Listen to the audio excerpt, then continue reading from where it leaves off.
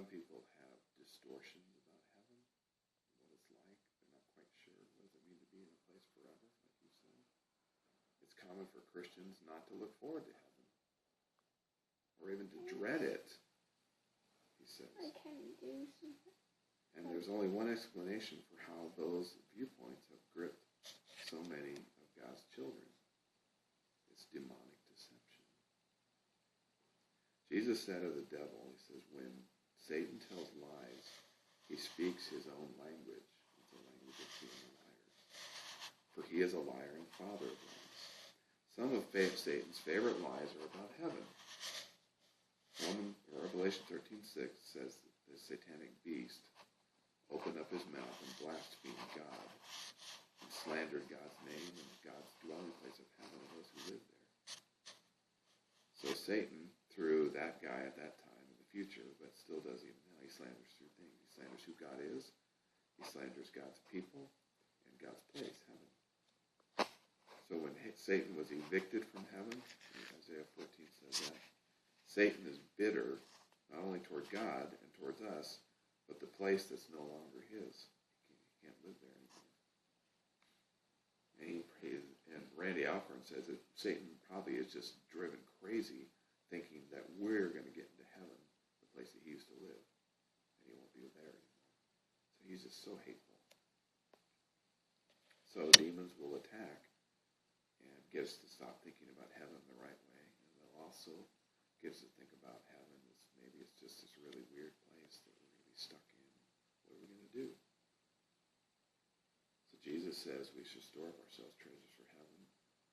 Yet because we bought into misconceptions of heaven, we cling to the earth as our home. We think about this place. We get it here. I understand how this life works. So Jesus says when he was about to leave this world, there are many rooms in my Father's house, and I'm going to go prepare a place for you. When everything is ready, I will come get you so that you'll always be with me where I am. So we were made for a person and a place. Jesus is the person. Heaven is the place. And Jesus is the one building that place for us.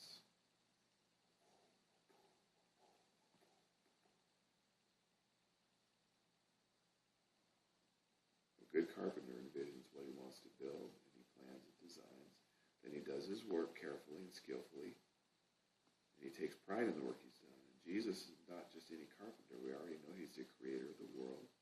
He built everything we see. So heaven is his greatest building project.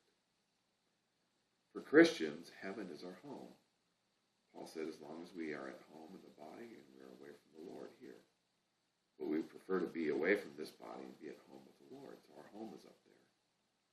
That's where we're going to call home. It's a place of acceptance. It's a place that's secure. It's a place of rest. It's a place of refuge. There are deep personal relationships there. And there's great memories. We're going to make more memories in heaven. We're going to do things in heaven and remember them and have memories. Remember what we did over on that area? Well, let's see. I don't guess there's no yesterday anymore. Remember just a little while back? Yeah. Wasn't that fun? Wasn't that great? We built this or did that or painted this. Do you see those jewels over there? Remember we looked at those? So God's people who are strangers on this earth will spend their lives. We're looking forward to a place that we'll call our own. So when we go to the city that is New Jerusalem up there and the new world, new heavens, the city will have all the freshness and vitality and openness of the country with the vibrancy and relationship of the city. It'll be a place without crime or litter. There won't be any trash on the ground, no smog in the air, no smoke, no sirens going off because there won't be any ambulances, no slums, poor areas. Heaven will have an endless supply of fresh water and delicious food. There will be no famine or drought. Christ promised that we would eat and drink with him. He said that in Matthew chapter 8. I think that would be really cool when all the Christians get to come together. Can you imagine all the millions of people that everyone, like sit at the table? Okay. We'll understand each other. We'll sit with Abraham and Moses and other people at the tables. I wonder where exactly we'll sit. Like, sit by someone famous. We'll meet and converse with other people. We will talk to other people. Maybe I'll sit with Jordan. Yep. We'll talk to angels too. That'll be cool. Angels are ministering spirits who serve us. We'll get to know those who protected us while we lived here on earth. There are angels that are probably watching over our house right now. Shalom will be there in heaven. She may go play with the lions. All the cats hanging out together. That'd be so cool. She gets to see her cat buddies. She gets to see Samson. She'll meet Samson. We'll enjoy and share with others the treasures that we have laid up for ourselves in heaven. Matthew 6 says that. We'll open our dwelling places to entertain people. Luke 16 says that. Like we do here, we have people over. We'll have people over at our homes in heaven. Well,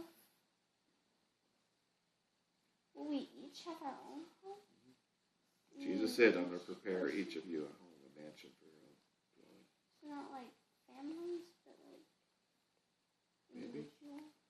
Maybe we'll have our own home and we'll all share together. Who knows? Kind of like having your own room, but you get your own house.